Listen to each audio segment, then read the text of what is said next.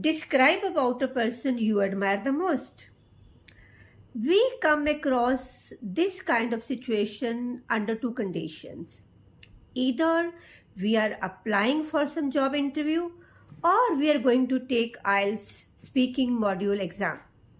So in IELTS speaking module examination, we get it in the form of a cue card where we are supposed to speak for 1 or 2 minutes about a person we admire the most.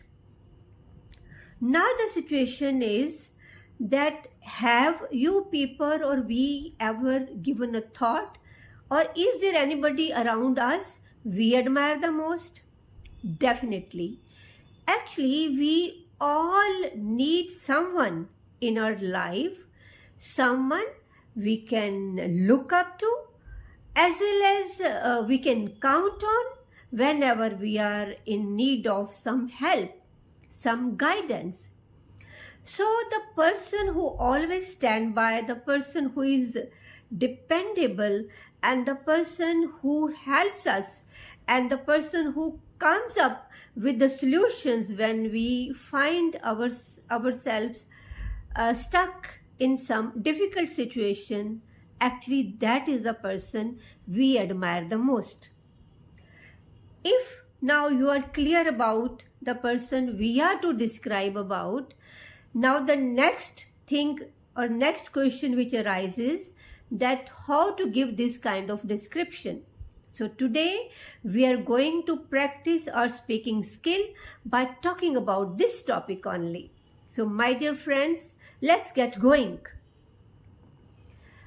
So one thing is for sure, that by now the picture of that person is very much clear in your mind, that he or she is the person you are going to talk about, and that is the person who has affected your life to that an extent that it has taken the shape accordingly. Now this person can be anybody from your family, can be your mother, your father, your siblings, or can be somebody from your extended family, can be your friend, or can be your teacher.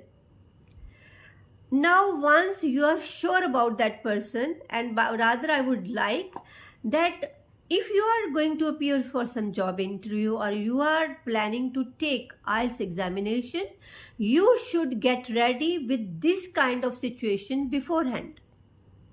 So by now you are clear about the person about whom you are to talk about. Now let's talk about that systematic way we should give the explanation. Now first and foremost, you just give a thought that when you think about a person, what kind of thought process related to that person comes in your mind. Here I would suggest, when you think about that person and whatsoever comes in your mind, start jotting down everything, the kind of feeling you feel about that person at that very moment. Once you are done with that stuff, now you rearrange that content. Rearrange in the sense that when you speak about that person, there should be transition in a gradual form from one phase to another. Suppose when you are talking about a person and you might be telling about the initial phases of that life, or the kind of person he or she is, and the way the person has affected you or affected your life, and in what way the person has helped you to give shape to your life, so that everything should be spoken in a systematic way. So jot down everything now in a systematic way. So once you are done with it, now let's begin from the beginning. So beginning from the beginning means, now picture about the person is clear in my mind. The first and foremost thing which is important is, you are to tell, or if I'm speaking, I'm supposed to tell about my relationship with that person. So your relationship with that person, if the person is the teacher or your father or mother or anybody else. So first of all, you are to tell that the person, you will begin with, you will begin in this way that the person I'm going to talk about is none other than my teacher, none other than my loving mother, none other than my motivational father.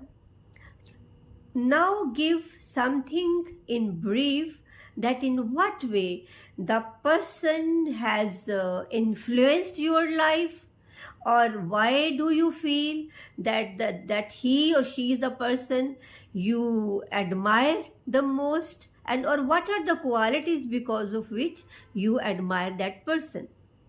Now next to it, the thing which comes on the cards is you tell something about the kind of achievements the person might have achieved in his or her life at the personal as well as on the professional end.